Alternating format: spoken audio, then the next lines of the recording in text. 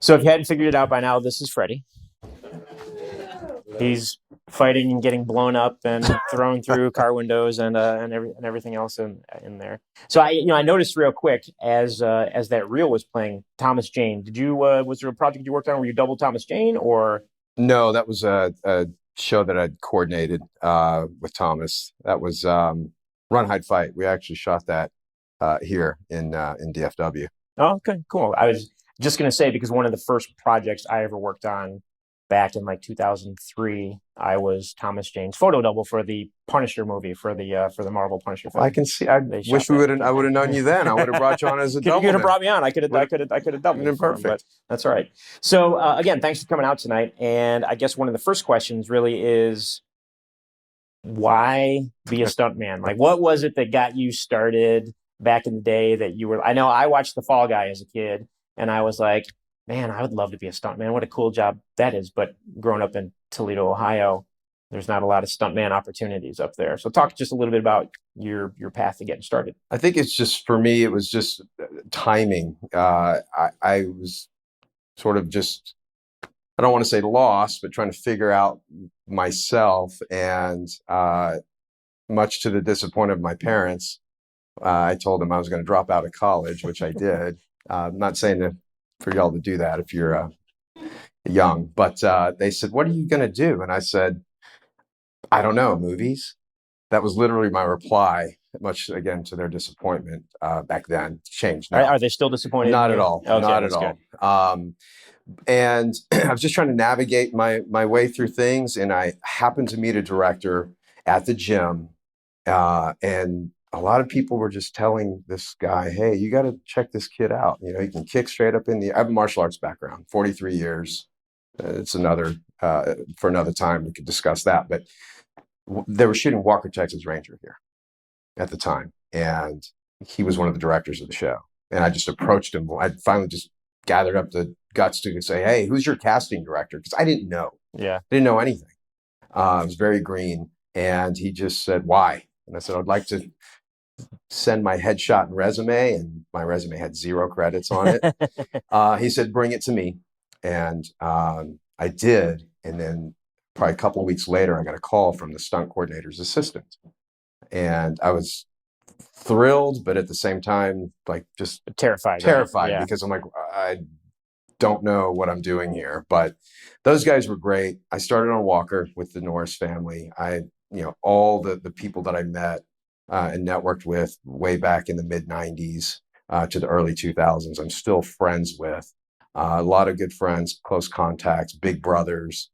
Those guys kind of took me under their wing, and anything the Norris family did, I was a part of. So I owe a lot to that family, and still very close with them.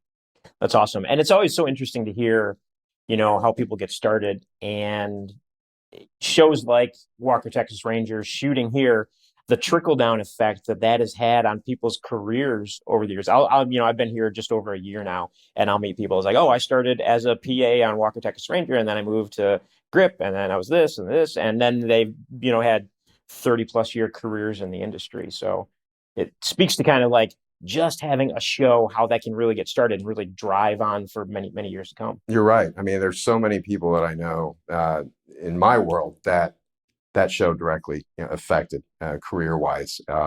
They're guys that are directing now that I remember meeting. We're all stunt guys on Walker. So yeah, a big show like that. Two units usually running, big action. It was definitely a fun time. What's that progression like then from being a kid in the gym and not knowing what you're doing, getting on a show and starting to do stunts to then really turning it into a career at one point? Did you move out to LA then for a while, or have you always kind of kept your base here and bounced around? I kept my base here. So all the guys that they were bringing in from LA kept trying to get me to go to Los Angeles. You got to come out here because all the shows back then, it was like Buffy the Vampire Slayer, Vanishing Sun, Martial Law. Everyone was bouncing around from show to show, and they're all fight guys. And I was a fight guy, so that was my specialty. So they're like, "You got to come out to LA," and I would go out to LA. I think the longest stint that was maybe 2 months, and I just hang out and work out with my friends. I didn't work a day, but then the guys here were always calling me, going, "Where are you? We need you tomorrow." So, so a lot of times I'd end up coming back, just because those guys kept me busy. And Eric Norris, Chuck's son, who's the stunt coordinator and second unit director at the time, said, "Stop going out of town. We'll keep you busy." And it was, again, a crazy time because, I would have a beard and they said, "Okay, shave your beard, but leave your goatee." And then I'd go and play somebody else, another bad guy. Right. Yeah. Yeah. Change the facial Change hair. the look. Yeah. Okay. So now just the mustache. Now total. Now grow back quickly. Yes. How fast can you grow that beard? Put the sunglasses and hat on, and now go over there, and you're going to get beat up. You know. So, but the progression was, and again, I was just a fight guy, and back then, everyone has their specialty. That's kind of how you get your foot in the door, whether you're a gymnast, a martial artist, a race car, or motocross, race car driver, motocross rider. I mean, there's all kinds of ways to break in. And then the idea is that you start learning other skill sets. Right. We would do things that I don't know if I can say because it's not legal anymore, but even like driving. Yeah. I wasn't a race car driver, but I learned simply because of what we were doing on the weekends with rental cars, and I'll leave it at that. Yeah. Well, and so I was going to say that's kind of like the progression, right? You said you started as a fight specialist, but there's a lot. There's getting lit on fire. We were just talking. Who's been lit on fire multiple times? Where's he at? Is he in here? He was here a second ago. He's in there. There he is. Couldn't see him through the light. There's one of my big bros right there, Jim Henry. Jim's been lit on fire many times, but then high falls and driving stuff, and whether it's cars or motorcycles or whatever else, you can talk about sort of what that, how that skill set rounds out. Like you don't just start falling 20 feet off of buildings. Like you have to learn and be taught how to fall. Absolutely. And Absolutely. There's a process to it. There is a process. And, we take what we call calculated risks. So there's a risk associated with every one of those stunts that you just named. So there is, again, a specialty, to it, and you seek those people out, and again, back in the day, it was, almost like an apprenticeship where you have one or two guys that would take you under their wing and teach you the ropes. This is how you rig. This is how you drive. This is how you set up fire, high falls. Then, rodeo guys for horse, right. For the horse work and things of that nature. So, and again, it's just one of those things where that training is so useful. And it's unfortunate because we don't have that as much in a sense of the apprentice style. Yeah. And because there are a few around, but there's not really like stunt school you can go to. There's a couple of stunt schools around, specializing in different things. I know there's like a fight one in Florida, in Orlando, I think. Mm-hmm. There's also a driving one over in Orlando. There's something out west in Seattle, maybe. Yeah, there's, I know the driving schools. There's one in LA, there's one in Atlanta, there's one in New Jersey. Rick Siemens was the big one back in the day, but I think he's mostly retired, or maybe he has one school that he does in New Jersey. But now it's Motion Picture Driving Clinic that's out in Los Angeles. There are some facilities that, like Jam is a big one in Los Angeles. Tempest Free Running is another one in LA. They've opened up a Jam in Atlanta.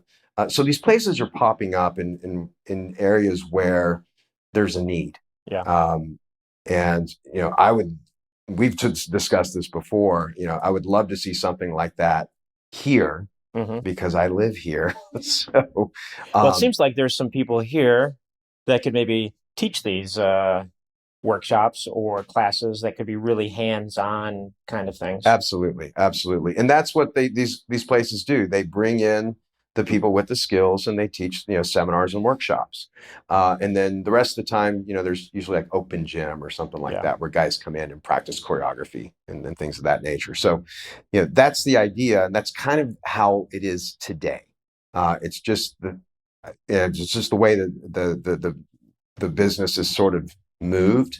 Like I said, I don't see the apprenticeship that often anymore. Yeah.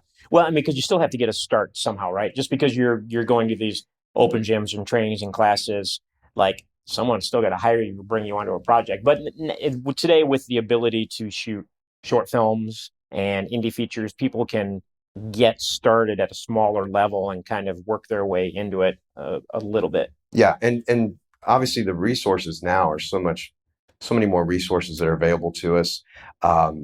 even the internet, back in, again, let's say back in the day, the way you would get hired is you would hustle. So you would Yeah. actually seek out the coordinator and try to find him on set. Well, when he had a break on set or maybe after lunch, and stand in front of him if he had time to see you. And you would hope that he would ask you for your headshot and resume for his files. But nowadays you have all kinds of uh, places on the internet that you can, there's Yeah. places like Stunt Listing and Stunt Access and things of that nature where you can go and sign up. Right. And as a coordinator, I've utilized those resources before. So, and I know a lot of coordinators do. Well, especially if you're shooting in an area like you're from out of town somewhere and you get dropped in the middle of, wherever, and you're like, you don't know who's there and what the resources are and who the stunt people are.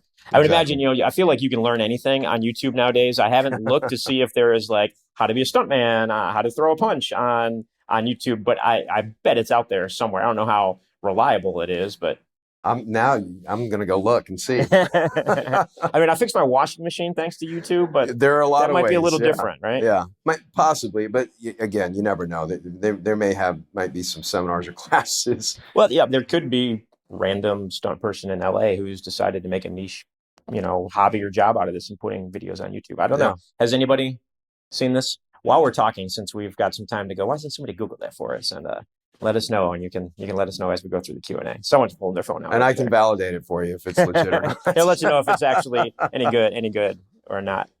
Well, and so you made that progression then from not just being a stunt person, but into stunt coordinating and then second unit directing. Talk a little bit about what that is to be a stunt coordinator, and then really what it's two separate questions. What a second unit director does and how that works in conjunction with sort of the main unit.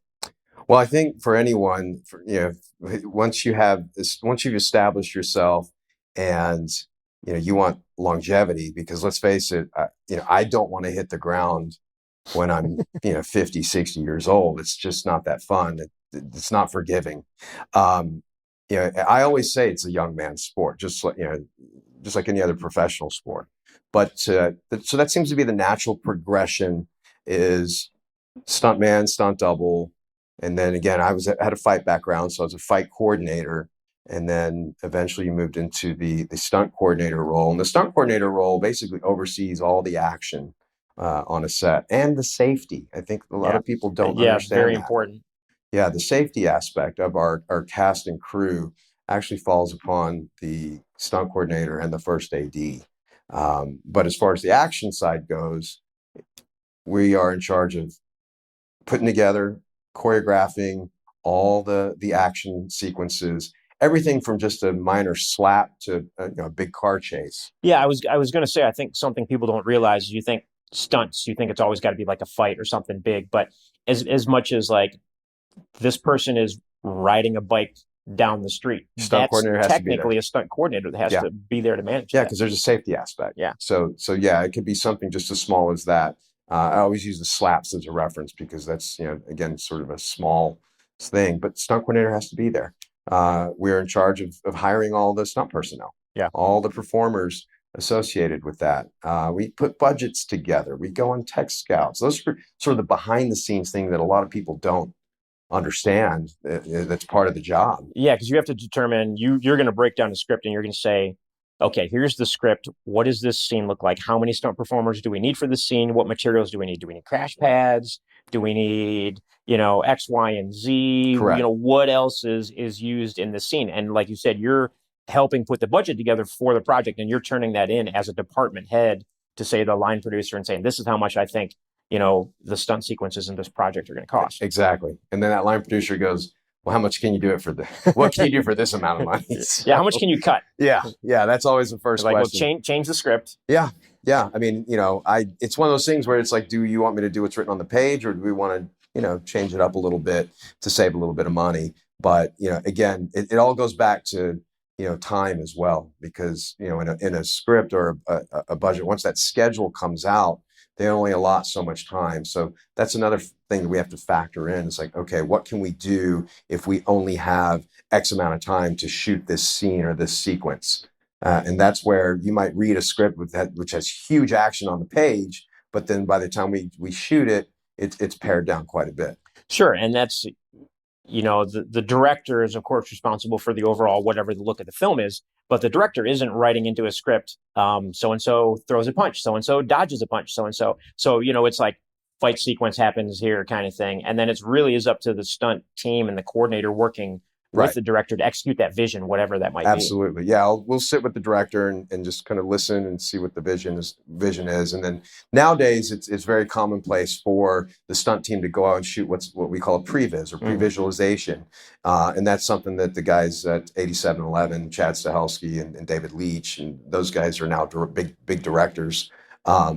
They kind of brought forth, and it's really helpful, because what it does is it shows a director, it shows actors and producers and the entire production, hey, this particular sequence will look like this.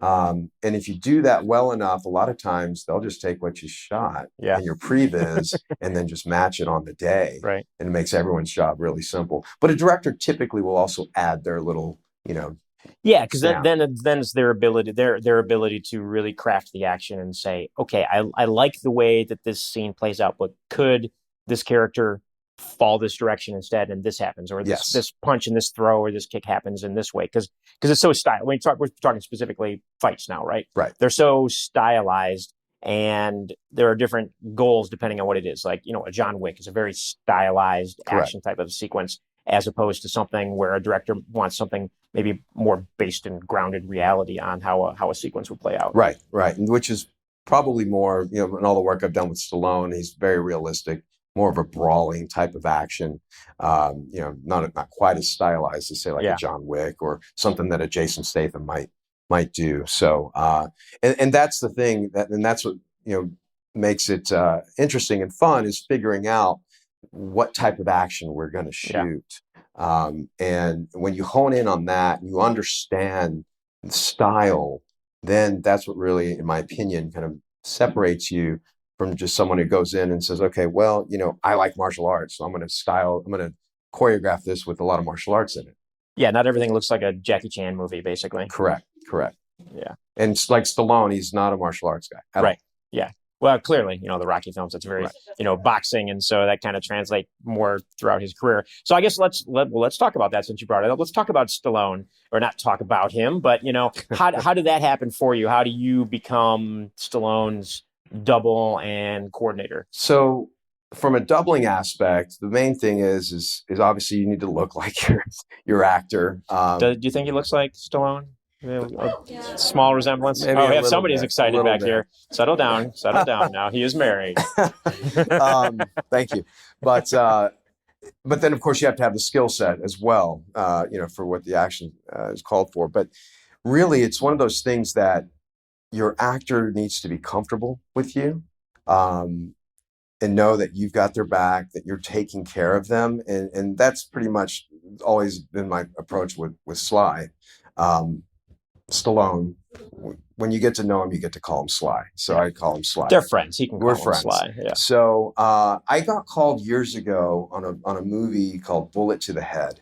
It was with Jason Momoa. It wasn't the best movie, but it was one of those movies that I think, I was just talking with Ashton about this, where it's kind of like Stallone kind of came back. He not that he went away, but there are ebbs and flows in a career when you're 75 years old. Exactly. But it was one of those that kind of brought him back into the fold and in the mix. And I doubled him on, and I wasn't the main double. I was a second unit double. But right after that, they shot Escape Plan, the first Escape Plan with Arnold Schwarzenegger.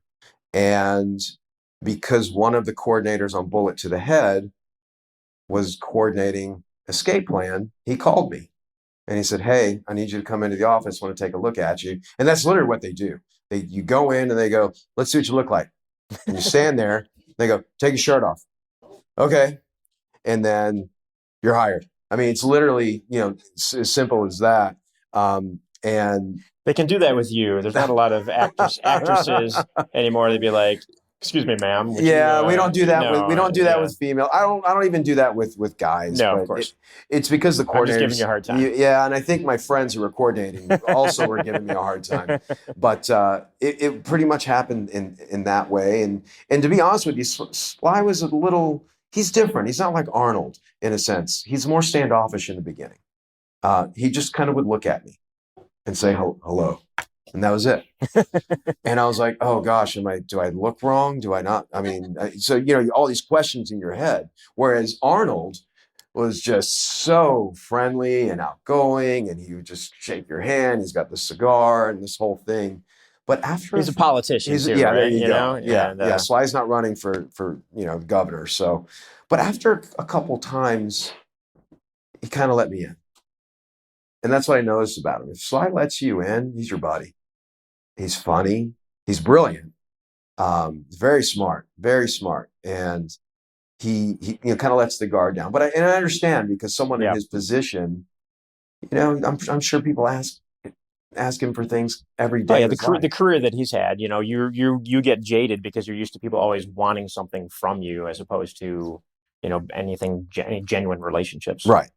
So then after that, it became a thing where I was almost they would ask for me. I'd get calls, and it wouldn't be from a stunt coordinator. I'd get producers that would call me. Mm-hmm. Hey, we understand you doubled Sylvester Stallone in his last film. We want to check your availability and see if you're available for this particular project we're doing. Absolutely. So it just became one of those things. And then, as the years went by and the projects went by, and I wasn't the double all the time. They asked me to double him in Rambo, but that was supposed to be shot in New Mexico. Well, they took it overseas. Yeah, that was the one that was like Thailand or something like that. Or... This Last Blood, Rambo Last Blood. I think they shot it. I've lost track. There was like 5 that was like it was in Asia somewhere, and then the Last Blood one that took place like in Mexico. It was in Mexico. They were supposed to shoot in New Mexico because I did Creed 2, and we were in Philly, and Kevin King, who was his producer at the time, came up to me from behind and said, "Hey, Sly." And I turned around, and he goes, "Oh, sorry." We're like, good choice for a double. Yeah, good right. Choice. And he said, well, since you're here, can you, we want you to come to New Mexico to double him on Last Blood. And I said, okay, great. Just let me know the dates. Well, they ended up going overseas, and they didn't want to pay to bring me out overseas, because you can get overseas a little less than you can bringing someone over. Yeah. So I wonder where they shot that. I think Bulgaria. If I'm not mistaken. Yeah. Interesting. I think. Don't hold me to that. So they found some random Bulgarian that looked like Sylvester Stallone. Well, there was actually a guy, I actually know him. I've met him. His name is Asen, and he had doubled Sly on some of the Expendables that they shot overseas. So they used him. But, which is fine. Again, I don't expect to be there every single time. You guys aren't married, right? So, you can both do what you want. Yeah, pretty much. But that was, again, that was that show. I didn't go do it, but then there were others that I did do. I was injured on one show, so I couldn't do it, and there was some frustration, I think, on his team's part and his part because I wasn't there. Yeah. But really, I've tried to make myself as available as possible. Since we've been doing this now, 12 years. Well, yeah, and so most recently, or maybe close to most recently, Tulsa King. Yeah, right? Yeah, that was the last one that we did. No, actually last week. Sorry, I did a movie in Ohio with Stallone called Alarum that we just shot. I just got back Friday night. Yeah. So I'm sure that'll be on streaming pretty soon. Yeah, that's one of those. What's his name? Was the director? Michael Polish was the director. Okay, I was thinking of somebody else. Not Randall. That's okay. No, not Randall Emmett. That's who I was thinking. Randall Emmett. Randall is produces. Yeah, he has a format that he has a formula that correct. He does. Yeah. Because there's a new Travolta film coming out that's a Randall Emmett film that's like his format as well. Same thing. What happens? They bring these guys in for a day or two. Yeah. Shoot them out. And then they utilize the doubles to do everything else. Yeah, it was the Bruce Willis model that he did for many years, $1 million a day. He'd come in 2 days on a project, and then, but he's edited throughout the entire film kind of thing. Yeah, that's exactly what it is. So we just did one last week up in Ohio, night shoots, 22 degrees, my favorite. So there's a reason I moved away from Ohio. Yeah, I learned. But Tulsa King really was the last, big hit that we did, season 1. Up in Oklahoma City, and we start season 2 We start shooting April 1st. Okay, I was going to say I know that's shooting in Georgia instead of Oklahoma now, and was wondering if you're headed out on that one. Yeah, I leave in about a week and a half, I believe. Okay. So that yeah, I'll start prep, and then we start shooting April 1st. Yeah. Well, so you had mentioned, so I want to talk a little bit about injuries, right? Like it's almost unavoidable. It is unavoidable. I don't think say almost unavoidable. Like it's unavoidable at some point in time if you're doing, whether you're a professional athlete or a stuntman, you're going to get hurt in some shape, form or way. Talk about what that's like, you know, getting hurt, how you try and avoid getting hurt, what it's like as you're recovering, and then as you move forward in your career. That's why you become a coordinator, right? And a second unit director, so you don't have that possibility getting hurt more often. Right. Or we're too just banged up to hit the ground anymore. But Yeah. no, again, you're right. It's inevitable. I think at some point you're going to get banged up. Are you going to get injured? Depends on the gag, but it is something that's part of the game. You go in it understanding, hey, this is, like I said earlier, this is a calculated risk, so there's risk involved. And I've seen some unfortunate accidents. I've been a part of some unfortunate accidents, and it's just one of those things that for me, I try to keep my body in the best shape possible because I am still performing. Yeah. That doesn't mean I'm going to let it all go by the wayside when I absolutely stop performing. Get that Santa Claus dad body going. I don't know if I can do it, but the gym, I think for me is not just a physical thing, it's a mental thing. Yeah. So I think I'll always be in that mode of going to the gym or, doing my jujitsu or martial arts or whatever. But it helps because, like I said, the ground, the concrete doesn't get any softer as we age. Actually, it feels like it gets harder. But we do take measures to protect ourselves. I mean, we wear pads under our wardrobe. Yeah. Elbow pads, knee pads, depending on what the stunt is called for. If we're doing a car crash, then we're wearing helmets and big knee and shin pads and things of that nature. So we take all the precautionary measures that camera will allow. In other words, what camera sees. To protect ourselves. So it is a part of it. I mean, I have probably thousands of dollars in equipment of just protective padding that, I've accumulated over the years for all these different gags. I mean, of course you nobody wants to get hurt. So you're going to do whatever you can to protect yourself. Because the other thing too is you can't work. We can't work, but then you don't just do this one time. A lot of times there are multiple takes involved. Right. So the big stunts, we try to limit, 1 or 2 takes, but with fights and things of that nature, you sometimes you take after take. Sure, and I imagine especially in fight sequences, I mean, you're moving at full speed, and when you move at full speed and you're working with other people, there are a lot of accidental. I mean, obviously, I don't know how much people know about stunt. Maybe as a part of this, you can show like when you're throwing a punch, you're actually missing from quite a distance, and you're, depending on where the camera's positioned and things and things like that, on how you actually throw a punch or make it look like you're getting hit when you're not really getting hit. Yeah, it's all about camera angles and selling it, for camera. And the timing is important too, because your partner, I like to call him a dance partner instead of your opponent.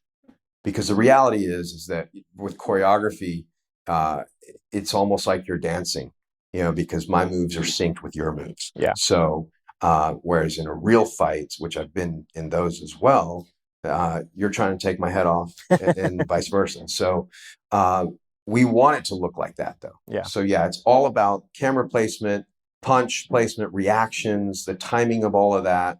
So it just becomes one of those things where, you want all of that to work and marry together synergistically so that, what you see on the camera, is a big hit, a big sell. Yeah. While we're talking about it, why don't we, we've got a camera right here. Let's talk about, like, let's say we're shooting something and you've got that camera right there. So that camera right there. And you're going to throw a punch at me. So how are we going to position the thought process behind it is this is what I'll teach this in seminars, is I will take an imaginary line like a string and I put it on that lens and I take it and I'll run it all the way to the target, which might be your nose. And then what I have to do with my technique, whatever it is, say this left punch, is I have to cross that line. So the line is here. So the line, my punch has to cross it from here to here. Right. See, if I do that, that's a gap. Yeah. That's a miss. Yeah, and you can see it. You can see it from that Absolutely. angle. Yeah. You can see the gap, obviously. And see, he was ready. He had his reaction ready. So if it's a 3, 2, 1, go, boom, that will sell to that camera based on the timing of my punch and the timing of his reaction. Right. So it's but all if camera the work. camera's here and you're throwing that same punch and I have that same reaction, you see the gap. You see the gap. You know. So the idea is that I actually have to come deeper. I have to come all the way. Yeah, across get closer the to my there. face with your fist. No.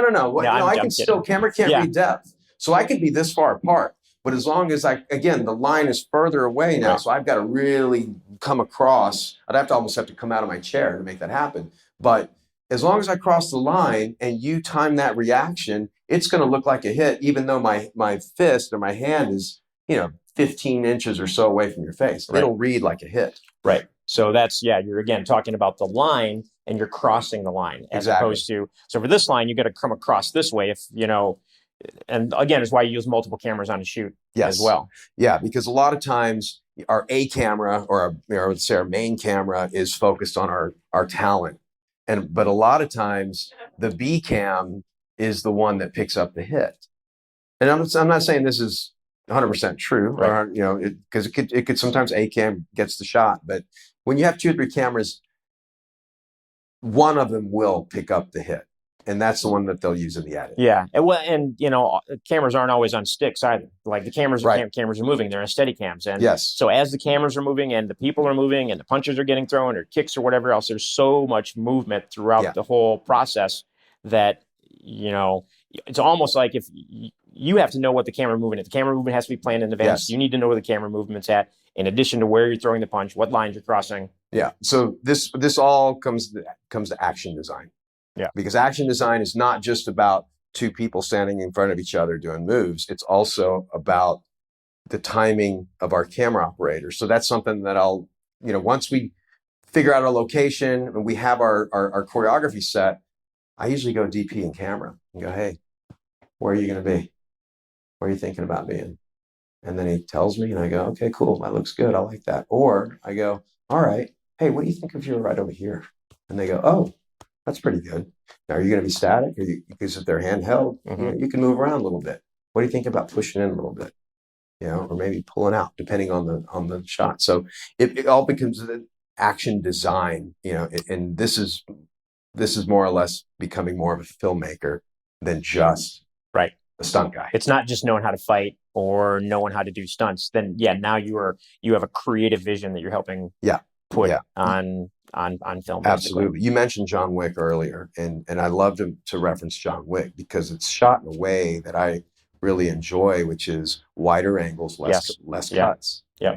I love, because what it does is it engages and brings the audience into the action.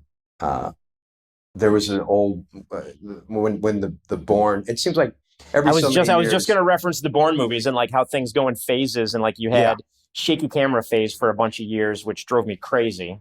Well, because it's hard to see anything. Yeah. And I think what a lot of that does, and it's just too frenzied. It's almost like a shark attack. It's just like this. It's all over the place.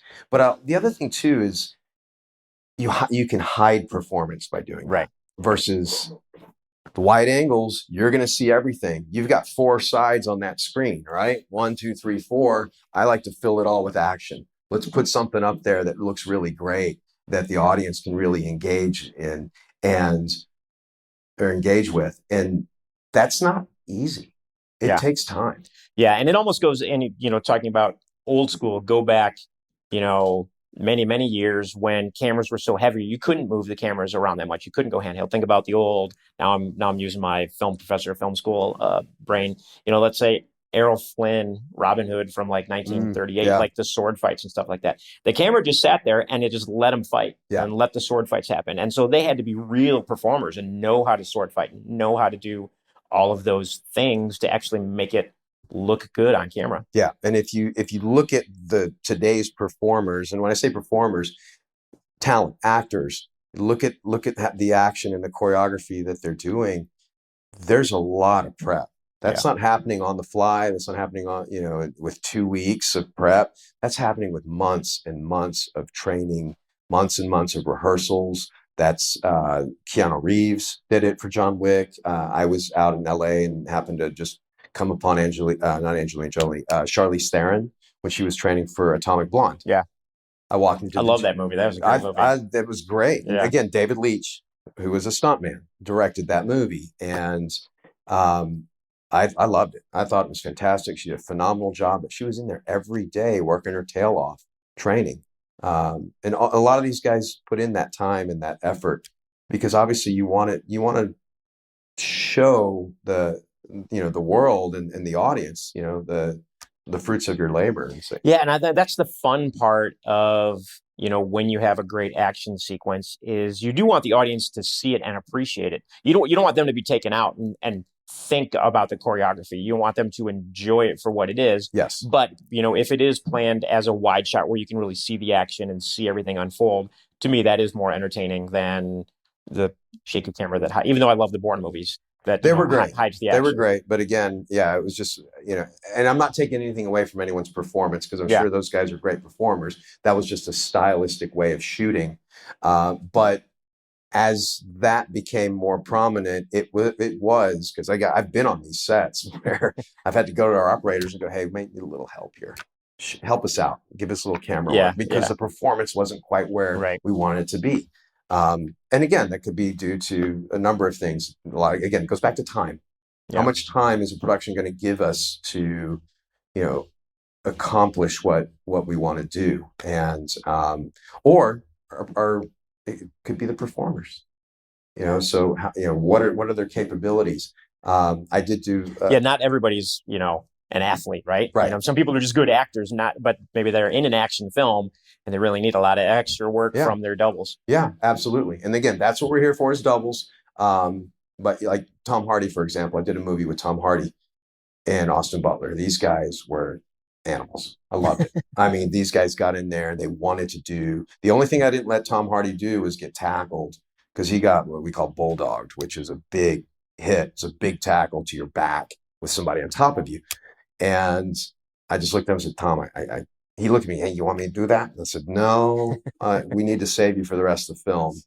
And you like that impression? That was bad, good. Right? That was a pretty good one. No, I like that. So I thought that was pretty spent a lot of time with Tom. Tom's a jiu-jitsu guy, so am I. So we spent a lot of time in close proximity. That's the only thing I didn't let him do. I just said, no, we're going to have the double do that, but you do everything else. And he was great. He was so easy to work with. And Austin Butler, same thing. I mean, everything we asked him to do, no problem. Again, same thing. I think I used a double one time in a fight for Austin Butler. That's awesome. That's awesome. Well, it wouldn't be a stunt conversation if we didn't talk about guns and gun safety, right? Because guns are obviously a big part of film, television. It's very action oriented. Yeah. And it's more than just the stunt coordinator on that. No, we can talk about the Rush film. We don't really need to get into that, but The Crow with Brandon Lee back in the day and some things that happen like that. But what's it like, working with guns? You got to work with an armorer. Just talk a little bit about that process and what that's like. So the typical process is that no one touches these weapons except the armorer, and then they're cleared. They have to, they're cleared by the first AD and the stunt coordinator, and then anyone else on the set that wants to lay eyes on the weapons. Unfortunately, we don't use blanks anymore. It's all digital now. All digital. And I say unfortunately because there's just something different about holding that weapon and having to fake it versus having that real kickback and muzzle flash, and I get it, it's a safety concern and a safety issue. Off the record, I'll give you my real opinion if you want to ask me about it, but I get it. It's one of those things that, we had some unfortunate incidents. It's brought things into light. So I don't think there are any productions. I'm trying to think of one that I've worked on since the Rust incident that has used blanks, and we have nobody wants to risk it, right? Even though I shot a short film that I directed where we used blanks, And man, it's a lot more fun and it's cool, especially when you get in the edit and everything. When you're doing that with the blanks, it really, to me, it is more impactful, It and is. you do get a better performance out of it when you're doing that. It is. And sometimes you just have to coach people and say, hey, look, we don't shoot like this. That looks silly. There's less kickback than, and they don't really go up and down. But, we work through that. But again, that whole process goes through the armorer, the first AD, the stunt coordinator. And then again, it's one of those things where, that armorer should be the first person to, hand you that weapon as a performer. And that's the person you hand your weapon off to. You don't hand it off to anyone else. Because again, just for the safety concerns and the safety aspect. But right now, I mean, they're rubber guns, plastic, fake guns, they're clearing. They're anyone that wants to come and look and touch it, you can. And and we'll have camera operators, especially, who just want to make sure that things are safe and as it should be. So, yeah, I mean, you don't want tragic incidents absolutely happening at all. I mean, No. I think back, and now I'll be dating myself. There was a show called Cover Up in the 80s with John Eric Hexum, and he got killed on set playing around with the gun. He was playing with it like between scenes and stuff like that, and it had blanks in it, and ended up shooting himself in the head. Yeah, because you can still, just because they're blanks doesn't mean they can't hurt you or kill you. There's still a projectile coming out. Yeah, of there, and then Brandon Lee doing The Crow in the 90s, and so there's a handful of incidents over the years, but things hadn't really changed until the Rust thing happened, and then everything really changed after that. Yeah, definitely. Yeah. But again, it is one of those things because we were shooting AKs and last week in Ohio, and again, it was one of those things where we just had to make sure and remind ourselves, one, don't overdo it with the muzzle, and two, please don't say bang bang while you're you feel like a little kid again. You're like bang, bang, bang. And that's what it feels like. That is exactly what it feels like. Want to, because you feel like a kid again, versus the blanks. But it is what it is. Well, we've got a good audience here today, and you and I have been just kind of having a little conversation. We might as well see if there's a hand. Before I even said it, there's a hand right away going up here. I got two questions. Two questions. The first one is, how much do you take into account lighting, especially whenever you're trying to, like, I would think that in a lot of action scenes, the mood, you want to have a certain lighting to set the mood. How much do you take into account or adjust the lighting to make the action scene more realistic? How much do you take into account lighting to work within the parameters of the action scene? That's actually a good question. I've never been asked that. That's a good question, and I don't even know if as long as we're in the lights, that's the main thing, because you want to see what's going on, and if the mood feels too dark and we're not capturing the essence of what we're shooting, then I think there needs to be an adjustment. But unfortunately, that's not my call. I could always offer. You can voice your opinion. But really, it just is I think it depends on the director and the DP, the director of photography, and sort of what their vision is, and we sort of just have to adhere to that. But as far as action itself, we want to see it, but that doesn't mean it needs to be overlit, especially if it's nighttime, in a dark room. But it does need to be, the lighting needs to be enough to at least make it visually appealing to the audience. And thanks. And my second question is something that caught my attention. You said at the beginning of your martial arts background, and that you were known for kicking straight up in the air. I did karate for 3 years, and I could actually kick straight up on a double crescent kick, and it was really unusual to be able to kick straight up. And I think part of it was even like my hip alignment was maybe a little bit wonky at the time. I'm just curious, how were you able to kick straight up? I was young. young and flexible. I cannot do that anymore. Yeah. Can 75 degrees? I can still get it up. A real quick story. I had one of my old students. So I taught martial arts for years, every walk of life, 5 years old to 75.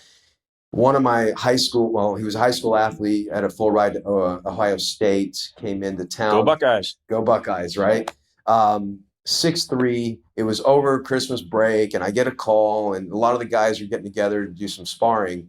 and we are moving around, and we're probably halfway into the session. He's 6'3". I'm feeling pretty good. I'm kicking to the body. I throw one kick to the head, pull my hamstring. And I said, okay, that's it. If you're over 6 feet, I'm done kicking people over 6 feet in the head. No more. So anyway, I'm sorry to bore you with that story, but it just made me think of that. But yeah, I can still kick, but I don't like to kick higher than 6 feet. All right. I know we've got more questions. Oh, right here in front. Did you have a question? Yeah, what's your favorite Sylvester Stallone movie? What's your favorite Sylvester Stallone movie? Are you a fan? Yeah. Okay. He's a big, huge Sylvester. Oh, nice. Oh. Jiu-jitsu kid. Okay. Jiu-jitsu love it. All right. and slide. All right. All right. Gosh, that's a good question. You know, it's hard for me to pinpoint one. I mean, I love all the Rocky movies. I love all the Rambo movies. I love Cliffhanger. Cliffhanger, that's a good one. Which we're gonna do Cliffhanger 2. Yeah.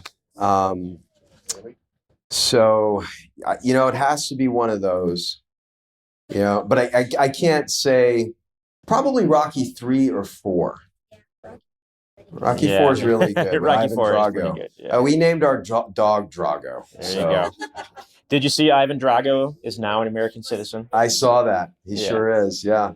Yeah. It was, I actually worked with him a couple times. We did Creed 2, but then we actually did a movie here years ago called Missionary Man. Jim, did you work on that?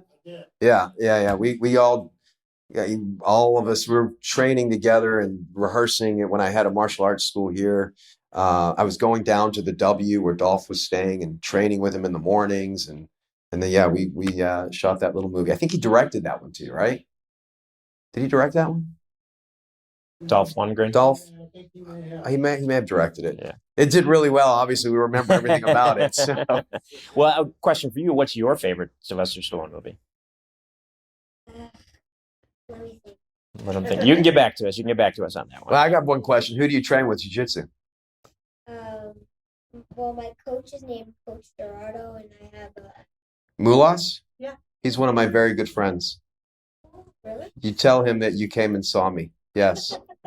We are very good friends. At 5 Elements. At 5 Elements, yeah. Yeah, I just went to. We ran here from.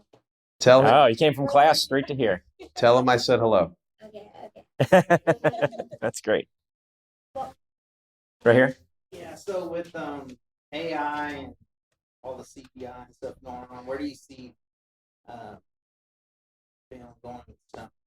Is that going to affect how things are? How is AI going to affect stunt Most coordinating, definitely. stunt This is part of the reason why there was a strike, and it's still an issue. It's not resolved. I believe that it's going to definitely affect our community. I think the big sequences, like big battle sequences and things of that nature, are going to be, there's not going to be these huge calls anymore where you bring, 50 to 100 stunt guys in to do a big battle sequence. I think that's going to be somebody sitting with a keyboard. Well, I mean, that even started to a certain extent on Lord of the Rings, early 2000s. Yeah, you got those massive absolutely. battle sequences, and it's all CGI. Yeah. For the most part. And of course, the Marvel and the superhero films, they do. Yeah, those are just animated films anymore. That's not even. I'm not a big fan, to be honest with you. Yeah. It's not anything that I can't tell you the last time I went and saw.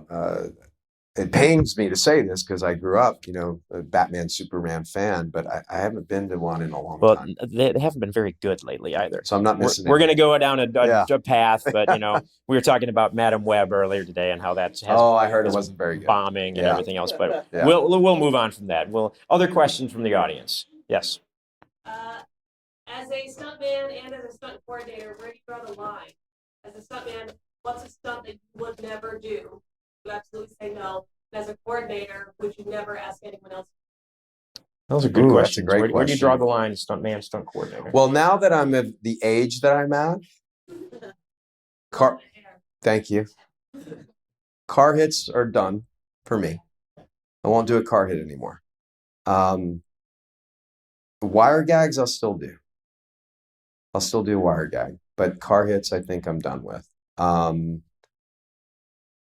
And so much of that can be CGI now, anyways, with the cars. And you could even set it up. I mean, you can do things in reverse. Yeah. There's different ways to do it. You don't just have to, hit someone at, supposed to be 12 miles an hour, but sometimes I look at even them, 12 miles an hour. that's a hit. I mean, some of these car hits that were in my reel, I would ask the drivers, how fast were you going? Were you going? No, I asked you to go 9. You look like you went 19. Oh, no, I was right at 10 miles an hour. I'm like, that didn't look like it. But it doesn't feel like 9. Yeah. So, as far as asking someone, that's a great question. Because there's so many skilled people out there that I don't know if there's something that I would say, no, let's not do that. Because high falls are. I was just going to ask if it feels like from watching film over the years, like the high fall has gone away to a certain extent. Well, because you can control it now. Yeah. You can put them on what we call a descender. So, so it's not just a free fall anymore. So I would ask someone if they would want to do. I would still do that. Because it used to be the big bag. Yeah. And you're falling off the building or whatever into the giant bag. Right. And they still have that. But again, it's because I know Tanoi Reed did one for The Rock's double. But he got pretty injured on it too, I think. He got cut up because he went through glass, if I'm not mistaken. But I would have to think on that one and come back, because I would still ask someone to do a car hit. I'd still ask someone to do a fire burn. One of those fire burns was my daughter in that reel. So that was her punishment. She didn't do her homework. She didn't do her homework. So. Yeah. And I said, that's it. I'm sorry, honey. Fire. Yeah. Yeah. So it was one of those. No, she actually wanted me to do it. You were there. Yeah. Ashton was there. Yeah. I was filming behind the scenes. Yeah. So I was basically following Freddie walking around, talking to his daughter. And the whole coaching her up. Was that her first fire gag? That was her first fire gag, and she begged me to do it. I was going to fly in someone to do that. How old was she in it? She is now. When did we shoot that? Was that 20? That was right before pandemic. That was before. So it's 2020. Yeah, we were on both those films in February and March. So yeah. She was 28. She's 28 now. So that was what, 4 years? She was 24. Okay. Begged me to do it. And I said, okay, before we do that, we need to practice. So I brought her in, and I brought a small team in, and we lit her on fire and let her get a feel for what it was like. Yeah. And this goes back to training. I did not want to light her on fire, but she begged me. Actually, she was mad at me. She was. I'm trying to make, she was really angry with me that I would not ask her to do that, because it was doubling a child. Yeah. And she's doubled a lot of kids throughout her career. She's a stunt performer. And I just said, no, I can't do this. This is a big gag. And it's not a typical fire burn, because you're chained to a bed. So you don't have the freedom of movement like you normally see guys get lit on fire. They're moving all around until it's time to put them out, and they fall down, and the team comes in and puts them out. So this is a completely different deal. But I finally gave in, like every dad does with their daughter. But again, we did some training just to get her used to it. And so let's talk. We haven't talked about fire too much. So there's obviously the fire gel, which is a really interesting compound because it protects you, but it also lights at the same time, right? Yeah, and it'll burn off. So it's not something that you could just keep on forever and say, here, look, I can burn. So there's a certain time, and you feel it. And what the thing is, and Jim can attest to this, is you don't want to go too long. Right. You want to maximize that as much as you can, and then say, I need to be put out, because the minute you go too long, it's too late. Right. But the gel, we prep all of that. So we use what we call Nomex or Carbonex, and we take that, we put it on ice. We put the gel on ice. We soak these layers. We're wearing kind of like race car driver suits. Exactly. Basically, the fireproof suits. Yeah, it's very similar material, and but they look like almost like what do you wear in the cold on your like thermals. Like they look like thermals. Yeah, like thermals, But that's what you wear, and they're prepped. Again, it's cold because it's going right under your skin. And there's different ways. Every fire person has their way of doing things. One of my friends likes to wear a wetsuit, which I don't quite understand that. He likes to wear a wetsuit. Jan He's done 600 burns. Jim knows our friend Jan, but he likes to wear a wetsuit. I'm like, well, can't things get caught under there? He says 600 burns, never have. I'm like, okay, I'm not going to argue with you. Some guys put bags, use trash bags, as a layer between the wet and the dry. That sounds. But it would melt. Plastic will melt. Yeah. And burn. But I've seen guys do it. So I kind of give guys the option. I say, look, you need to have your wet layers. There needs to be a layer between your wardrobe. So that's a dry layer between the wet and the wardrobe, just so the wardrobe doesn't, get wet from the gel. And the wardrobe has to be natural fibers, no synthetics. So that's one thing that I'll do is go to our special effects and our wardrobe department and talk to them and say, look. So yeah, you're like 100% cotton or wool or whatever. And no nylon, no combination. No polyester. Yeah, no combination. And then effects will prep it. They'll treat it as well. So it's a whole process. But you know what? That is something I do with every stunt, not just fire. Every stunt I'll break down and say, how does this stunt affect every single department? So it kind of goes back to the earlier question about like lighting. But does it affect set deck? Does it affect wardrobe? Does it affect hair and makeup? Special effects, all of this. And I'll go around and we'll have these conversations and meetings just so that we're all on the same page. Hey, this is what's going to happen. This is the expectation. So what can we do to make sure this goes off without a hitch? Make sure this is safe for everybody, that you're happy, we're happy, director's happy. And that's always been my approach, and it's worked, because what I don't want is, what that does is it keeps the open line of communication with everybody. Everyone knows at all times what's going on. Yeah, good. More questions. We got some more here. Yeah, right here. So with the when you were talking about stacking hits and all that fun stuff, what kind of blows are you more fine with taking, like full contact, like the body to the leg? I know Hong Kong, a lot of those guys take hits to the face sometimes. We've seen it in Creed. He got hit with I know he had a boxing glove on, but stuff like that. Like, what kind of hits are you personally fine with taking full contact? What kind of hits do you mind taking? Well, me personally, Even when you were younger. Well, I fought professional and amateur, so you can hit me all you want. So because I'm used to it. Getting hit is something that what did Mike Tyson say? Everyone has a plan until they get punched in the face. Right. It's true. So it's one of those things that if you've never actually been hit before, it's an eye-opening experience. But if you're like me and you've been hit your whole life, then it's just like a walk in the park. You had a question. What was the worst injury you suffered, and how long did it take you out for? Worst injury from performing or just in general? Just performing in the. I broke my collarbone in 2017 on a wire gag. In fact, Jim and I were just talking about this earlier, and that took me. Let's see, how long did it take? I mean, it happened in September, and I didn't go back to work until January of 2018. So I did go back to work as a coordinator, but not as a performer. So yeah, that was worst as a performer was a broken collarbone. Broken collarbone's a pretty bad one. The worst I've seen, I've seen some guys get knocked around, in the head from head trauma, which that's not fun. That takes a little longer to come back from. All right. What else we got? We'll come back to you. So you had mentioned about stars like Austin Butler that you work with who do a lot of their own stunts, but still want to keep them safe. What do you think about Tom Cruise, the big stunts that he does?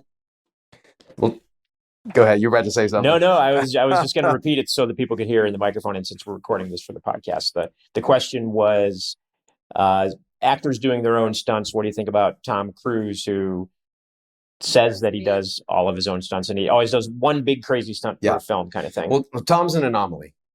He still has doubles, but he does things that no one else does. I don't know if you've ever seen the clip where Matt Damon is getting interviewed and he brings up Tom Cruise. Yes, that's a great one. Yeah, it's true. I mean, Tom will, because look, insurance, as a coordinator, we have to break down all the action in a show or a film and give it to the insurance company to approve. And they'll say yes or no. if they say no to Tom, he just gets another insurance agent. You know? And that's the truth. Yeah. You know, because he's a big producer on his films, and I think he's probably one of the best stuntmen there are, and based on what he does, you know, even though he's an actor, he's a phenomenal stuntman. He does more than I would say 90% of stunt guys I know. Yeah. If you ever want a fun rabbit hole on YouTube, look up Tom Cruise running. Like there are mashups of just Tom Cruise running. Now I'm seeing it all in my head. Like like every movie he's running. Yeah. Like I watch him run, and all I can think about is both my hamstrings, like pulling. Like ah. Okay, what else? Well, I mean, Freddie, I could talk to you all day. As a second unit director, how do you work with the main unit director that it's still their movie, but you're in charge of this part of it? How well do you work with them to still make it yours, but also theirs at the same time? It goes back to storytelling. What's the story that the director's trying to tell? So I try to match that vision, and then sprinkle in my little. How much does being a stunt coordinator help you being a second unit director? How much of the second unit is stunt? So a lot of second unit is stunts. You know, primarily we're working with stunt guys, the stunt team.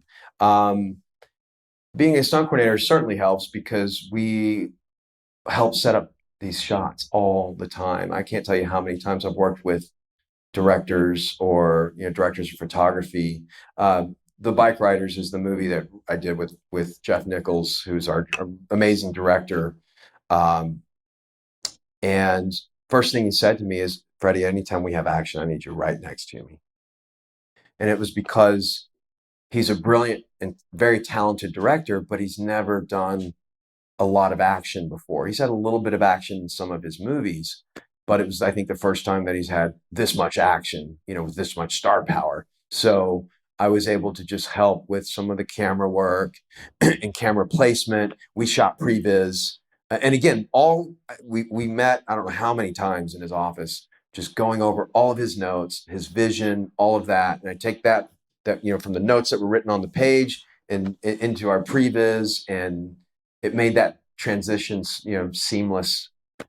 So I think for us as coordinators, we're really able to, again, design the action and tell the story, because we're doing the same thing that the directors are doing. I always say this, directors and actors tell stories by words. Stunt coordinators and second unit directors, we tell stories by movement. So to me, it's kind of the same process, if that makes sense. All right, right over here. I just want to thank you for being here. Well, thank you for having me. Really, it's an honor to hear your stories. I was interested to know what your favorite stunt you've done so far. Favorite stunt that you've personally done? Probably hanging off a helicopter. Oh, that sounds fun. Almost drowned, but it was still fun. It was still fun. What project was that? That was the first escape plan. The first escape plan. First escape plan. Yeah, they just said, "Hey, we need you to tread water," and and the problem was we had the Huey, which is the camera chopper that was still getting rigged with the ladder, and the camera chopper where the camera was already up in the air, but we waited forever. And I can't tell you how long I was treading. I'm not built to tread that, water for that long. And they just took me out in the middle of the water. It was Lake Pontchartrain in New Orleans. It was supposed to be the ocean, and just dumped me out there. And I was just treading and treading, treading. And I'm like, this thing hasn't left the ground yet. By the time it left and got in place, I was already blown. You were too tired to hang on to the helicopter. Oh yeah. I mean, I went under, and I thought for a minute, I go, am I going to drown? But we had our safety signal, it was this.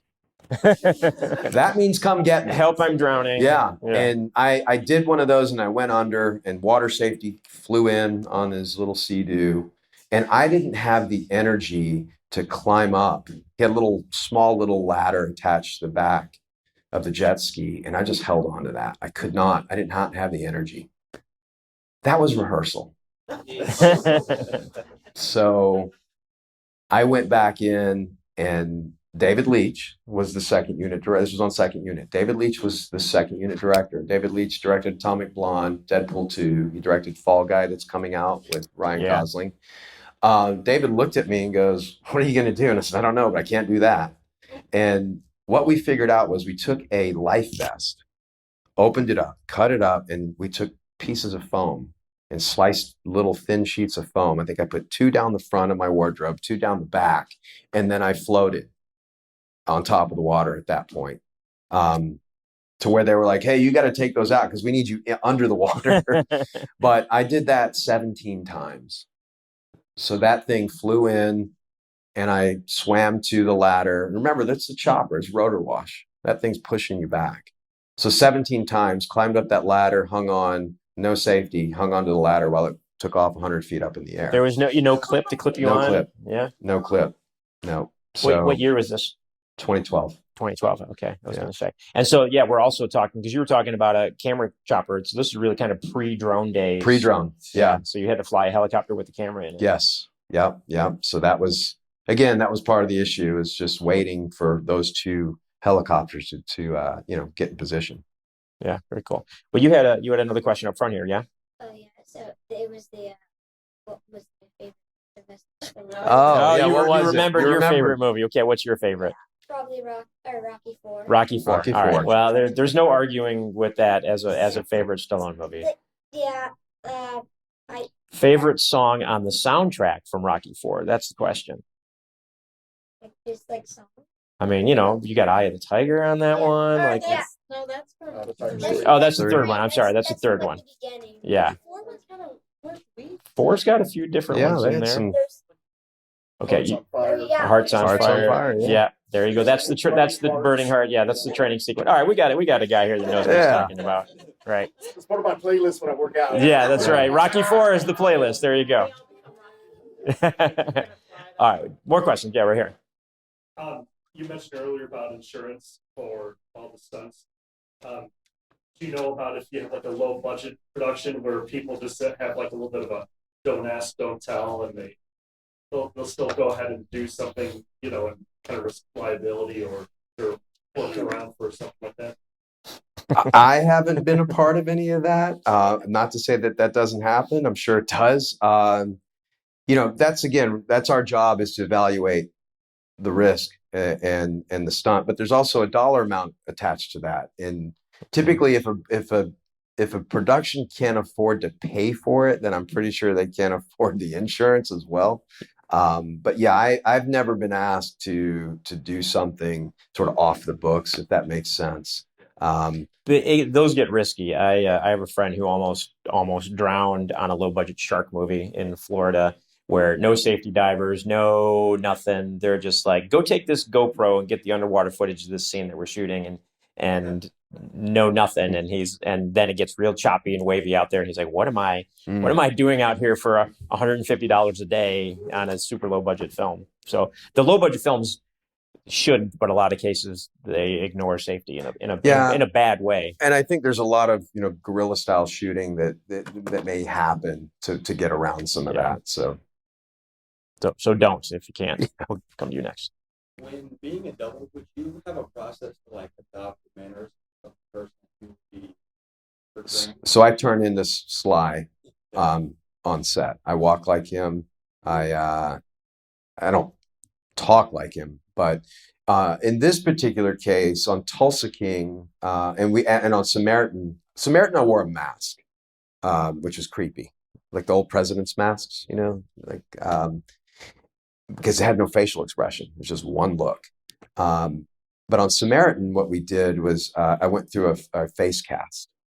So they flew me out to Los Angeles to go see the special effects makeup team, and they did a face cast, and then they made a prosthetic that I wear when I double Stallone. Did you keep the prosthetic Stallone face? I have it. They sent one to me. It's in my media room. Okay. Yes. Yeah. That would be creepy, sitting on a little like Stallone's face. Yeah. But so I'll sit in a makeup chair. It's about 2 to 2.5 hours at the beginning of the day, and then about a 45-minute D-rig at the end of the day. So, and they turned me into Dwight from Tulsa King.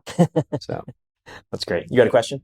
Yeah, kind of going back to the low budget thing. How would you suggest to like promote safety when it comes to stuff on low budget? Well, obviously, hire the right stunt coordinator and have them do the assessment, the risk assessment, and break down the action that's required, and then that'll tell you budget wise if you can afford it or not. The main thing is that the safety aspect, it depends on the action. Do I just need a pad for somebody to fall into? Okay, that's pretty simple. But going back to water safety or fire safety, when we did, when we lit my daughter on fire, I had an entire team there. We had 3 guys that were in charge of prepping her and keeping her safe. Plus, I was also in the room because it's my child. So that's four people on hand to make sure everything goes well. Plus, the special effects team is there as well. So that's another set of guys that are on backup duty, so to speak. So it really depends on the action. But if you have a good stunt coordinator, then they're able to break it down and say, this is what's required. And then, as a producer or a UPM, you're able to look at it and go, okay, that's something we can afford or not. There's a reason a lot of low budget films. My mic die? Is it back? Okay, now it's back. There's a reason a lot of low budget films are just like 2 people talking, right? It's because you can't afford to do the things that you want to do, or there's like one stunt or one moment in the film that that they work the budget out so they can have that one whatever it is kind of thing, because it is hard to do, especially depending on the budget you're talking about, right? Are you talking about $100,000, $1 million, $500,000? Right. Low budget can be such a wide range on what you're trying to figure out what you're doing. Do you have a project that you're something in mind you're trying to do? Not specifically. I've just worked on things under like $8,000. Yeah. Where it's you ask your friends very nicely that know Taekwondo, hey, can you watch this ball? So in general, just working on like smaller projects, you don't really have access to people that are trained in that way. So trying to be as safe as possible, but still making that creative vision come to life is a really hard balance. Sure, but at least they're still going out and getting people who like know Taekwondo, or have at least some experience. Yeah, some experience, as opposed to just, hey, you two, you're going to fight. Yeah. Don't hit each other. We need your teeth for the rest of the film. And I think on budgets of that size, a lot of times you are kind of relying on your network of just people your friends and things of that nature. So I actually had to tell a director one time, this is not, because Ashton knows, I don't know if you know this story. I know with this project, but I had to tell him because he questioned me. I said, no, we can't do that. And he said, why not? I said, well, it's unsafe. He goes, well, we did it on my film. And I said, your film was with your friends that you shot over a weekend. I said this on set to his face. The only director that I've worked with that probably does not like me, but I don't care for him either. But it was one of those things. I go, this is not you and your buddies over a weekend doing. This is a real budget, not to say that's not real, but you understand what I'm saying. It was that a motorcycle? No, it was. I'll tell you after this, but you'll know. Yeah, I think I know. I'm just trying to. We did like 3 movies in like 4 months. Yeah. Well, and it's. My mic is slowly dying. I was going to say, you mentioned the motorcycles. My first feature that I did back many years ago, it was no budget, 0 budget, but we had a guy that we knew that was part of an entire motorcycle stunt team. Like, this is what they did. Mm-hmm. And we were like, hey, will you guys come out and do some stunts for the movie? And they're like, yeah, this is stuff we'd be doing on the weekends anyways. And so they literally just came out and filmed it. We have all these motorcycle stunts in this super low budget film that we had no budget for, but they just did it because that's what they would have been doing. Yeah, they go on the weekends. But again, that goes back to utilizing your network. These are guys that know what they're doing, and they do it, like you said, on the weekends. And that adds a lot of production value if you're able to do that. Yeah. Still a bad movie, but that's all right. I'm ignoring this side of the room. Did you guys have any questions over there? Hey, how's it going? No, you two don't. You've got a question. I got a question. Yeah, I wanted to see if you've done any how was it with your squib work? If you've done anything that was pretty cool or what your experience was squibbing. I'm a filmmaker. My film is coming out in June. Oh, nice. We're actually premiering it. We did a lot of action, a lot of fun. I was able to hire some guys from like The Walking Dead and Nice. several other projects. One guy actually worked with Stallone too. His name is Mark Alessandros. And Mark very well. Yeah, he's awesome. Yeah, he was the original double. We did. Oh, He was Stallone's original. Yeah, he doubled Stallone on a lot of the big films back in the 80s, 90s. Yeah. Yeah, he was awesome. And our film is about human trafficking and homelessness. So we have a big warehouse scene going in for the rescue. A lot of cool action. But I just wanted to know because that was one of the highlights of the film was script work. Yeah. Guys.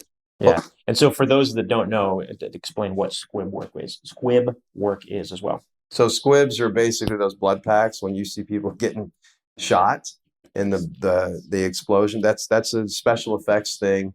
And that is a charged thing. That can hurt you if it's not applied correctly or if it's too big, so to speak. But yeah, it's one of those things that everything is on a timer, a button. The effects team is in charge of handling that, and they'll take your wardrobe and put all these squibs, depending on where they want to see you get hit or shot, so to speak.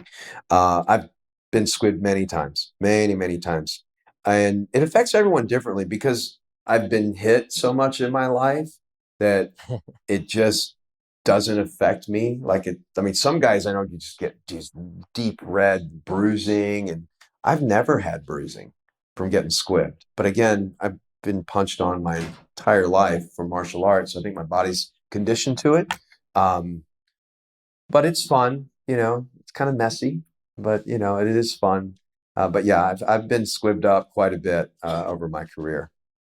But it's been, one of those things. Like I said, I think if you do this long enough, you start to, at least have these experiences more than once. And then, again, it goes back to the safety aspect because it can burn you. It can burn you. That stuff can get under your face and get into your eyes and stuff like that. So you place these accordingly to keep your performer safe. Well, and it's funny, going back to talking a little bit about blanks too, right? Mm-hmm. Like it's very different. Someone's pointing a gun in your direction because even when you're using blanks, I've been on the other side of like people pointing guns with blanks, and it's a weird experience to see like the muzzle flash, and you're like, oh, that is pointed right at me. Yeah. But you don't point right at someone. No, even you're when offset. You do that. You're offset. And again, it's about camera angles.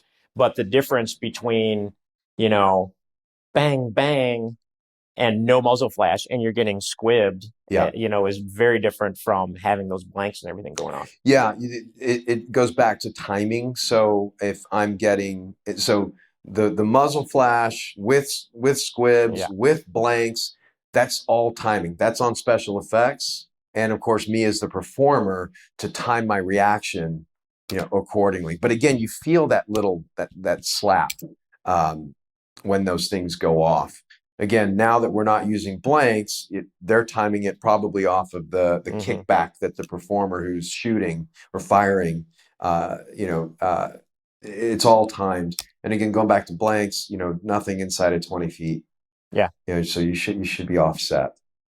I can't point at this distance right at somebody. Yeah. You've got to be. Yeah, you're not pointing directly at. You're pointing, and again, camera angles. Camera angles. Camera can cheat. You can cheat things for camera all the time. But it's a weird experience when that muzzle flash is coming, and even though it's not at you, it's at you. Yeah, I did get one time. Jason Patrick shot me right in the face. Ooh. Yeah, come around the corner, and I got all that in the face. I think I got lucky. Yeah. You could have been blinded very easily. Yeah. When I saw him point that muzzle point blank I closed my eyes and just kind of like, put my head down. Please God, no. and I think I just did a reaction, and I remember the director, man, it was a great reaction. I go, that wasn't fake, that was real.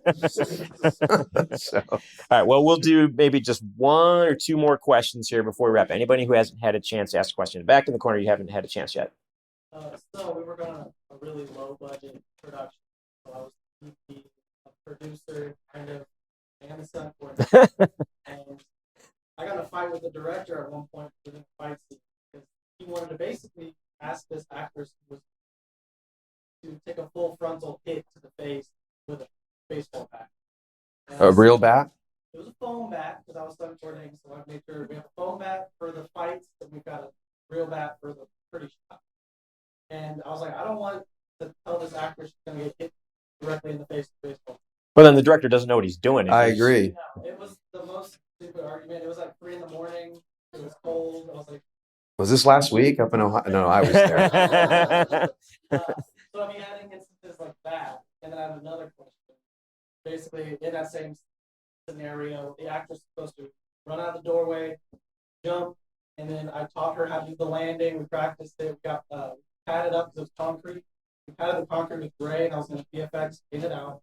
And so she had to land on her face on the concrete, but she had to hit a flower pot.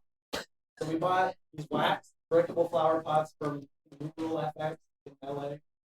And the problem was it was 15 degrees outside, and the wax Yeah, it wasn't real breakable anymore. she just hit it with her face, and it just rolled away.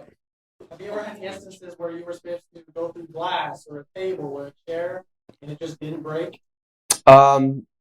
Yes. And it's just, well, now I'm just kind of jogging my brain. Yeah, a lot of times things like that happen because it might be weather related or the equipment itself just isn't very good, or even the performance. I was supposed to smash a bottle over Jason Statham's head and break away, and I just kind of went like that, and it didn't break. But he's our actor, and he's our star, and I was just a little bit concerned. And he just turned around and goes, "No, man, come on, go for it." It's like, okay. And 30 takes later, I went through an entire, case, and plus, I think there's 24 or so in a case. I went through 30 bottles, hitting him over the head. But yeah, that kind of stuff happens sometimes. Things don't break, things don't work. You just have to kind of work around it. Did you do another take? We ended up calling it for the night. And I thought, we're all in stupid brain. Let's not get someone hurt. Right. Good call. Came back the next day. It was a little bit warmer that day. And I basically rewrote that stunt to be just fall on your face on the concrete. So land on your elbows, do the fall, and then we'll just cut to the next shot with the bloody nose. Okay. That worked. Flower pot, because I didn't want her to. Yeah, because obviously production value, but in reality, how much production value does it add? I think you have to really evaluate that. Is the broken flower pot going to make or break the movie? Exactly. That was what the director was really sold on it, and I was like, I'd rather not hurt her or deal with having to do this flower pot 40 times. Yeah, no, I think that's the right call. That was the right call. All right, we're going to do one more question and wrap it up right here. I know we got 2 people, so maybe 2. Go ahead, as long as they're quick questions. Early on in your career, when you were just starting out, how much were you working? How many gigs were you getting? And how did you build up from that? So I sort of have an interesting trajectory as far as my career goes because I actually stepped away from the business briefly. But it was the Norris family. They were really big, a big reason why I worked pretty steadily. And this was, I would say, mid 90s to the early 2000s. And I stayed pretty busy working for those guys because they were doing TV movies of the week, and they were doing spin-offs from their TV shows or from their TV show. And I stayed busy just really working a lot for the Norris family. And then once Walker went away and then the incentives kind of leveled off here in Texas, there wasn't as much film that was shooting. I had kids, so I wasn't going to just up and move to Los Angeles because I really couldn't afford to. So I ended up opening up a martial arts academy, and then just working a few jobs here and there, and turning down work, just simply because I was focused on my business. And then I'd say right around the late, 2008, 2009, things started picking up again. And then 2010, there was a show that we did here. There were 2 shows. Jim was on one called The Good Guys. And then I was on another with Eric Norris, doubling one of our actors on that show called Chase. Good Guys was better than Chase, though. So did y'all get more than 1 season? Y'all did 2 seasons, right? 20 episodes. That's what it was. That was when seasons used to be 20 episodes. Yeah. That's 3 seasons now. Well, and I think that's why I thought it was more than 1 season, because I had 20 episodes. But things just started really picking up around that time. And then Eric Norris was really the catalyst as far as me coordinating. It wasn't on my radar. And I was in Los Angeles on the phone with him. And he asked what I was doing. I said, I'm going to meet a buddy of mine for lunch. He's an actor. He's got a new show coming up. And he said, who's the coordinator? And I said, they don't have one. He said, you're ready. It's time for you to take the next step. It wasn't on my radar. And I was like, oh, okay. If you say so. So that's kind of how things transpired. And then, I think you just build a reputation and you start working. And I think back then I was probably coordinating half the time and performing half the time. Because I go work for my friends like Jim Henry and Russell Towery and Eric and, JJ Perry and all these names that I don't know if you guys know or not, but guys that are instrumental in my career. And then as I got older, the calls for performing were still coming in, but then the calls for coordinating started increasing. Because as a performer, we network with stunt coordinators for work. As a coordinator, we network with UPMs, line producers, executive producers, directors. And I started just getting in front of more and more of those kinds of people. So then as they would start getting shows, they start calling. So the unfortunate thing now is I don't get to perform as much because I'm usually running a show now. So, but that's sort of how the whole process has happened for me in my career. All right. You're the last one. Right, You got the last question. So what advice do you have for actors who want to go ahead and start doing Train. I tell a stunt performer that too. I actually, as a coordinator, like to showcase our actors as much as possible if they're physically capable. You're the star. It's your face. Why would you want to stare at the back of my head? But it depends on ability. So training is a major aspect. And we always use fights because I'm just not going to let an actor, unless your last name is Cruz, I'm not going to let an actor do big stunt gags, the wire gags, fire gags, motorcycle laydowns, that kind of stuff. You won't see an actor do that. No actor does it besides Tom Cruise. But in the fight game, sure, I'd love to show. Like I just mentioned, Tom and Austin earlier. Those 2 guys got in there and did the majority of their fights. But the training is a big piece of that puzzle. And again, not just for actors, but for stunt performers too, or aspiring stunt performers. And again, like I've said this before, I'd love to see and be sort of a catalyst or to spearhead some sort of training environment, for our local community, because I think it's necessary. It's for our community to grow. And when I mean community, our DFW, film community. So because there's nothing right now that really exists as far as any stunt training in DFW area. There are guys that teach like little workshops and things of that nature, but what I mean is an actual facility. And I'll give you an example. So my kids are working on Cobra Kai right now. I'm friends with Marty Cove. Are you? Yeah. Oh, I love Marty. He's great. We did a movie with Marty, the one that I was talking about earlier. I just saw Marty a couple weeks ago. So I was out there actually covering that show for the stunt coordinator because his wife had a baby, so he took time off and asked me to cover it. But my kids are out there working on it. So when they came back home, they've got a little break. I said, oh, well, if y'all want to continue training, just find a gym that has a spring floor. They're over 18. They're not allowed. Really? They cannot get into, I don't know how many gymnastics specific. My 2-year-old takes gymnastics class. They won't allow my 28-year-old to participate, not to participate in her class, but to do an open gym. Interesting. We called cheer gyms. We called gymnastics. They have open gyms, if you're under 18. Hmm.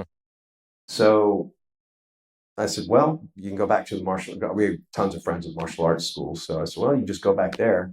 But, to really do some of the gymnastic type movement, it's better to do it on a spring floor versus just a martial arts mat over concrete. So, I think there's a necessity for something like that. Again, to bring it gets my brain turning a little bit. We'll talk. Yeah, we've We'll talked talk. about this before. Yeah, so. and we have some new soundstage facilities that'll be coming online later this year. Maybe there's a possibility of combining these kind of things with the new soundstage and some training facilities. My voice carries, so you can have that. Yeah, I'll just. I think we're about done, anyways. Here, so we're wrapping up now. Let's give a big round of applause here for Freddie. Thanks for having me. Thank you.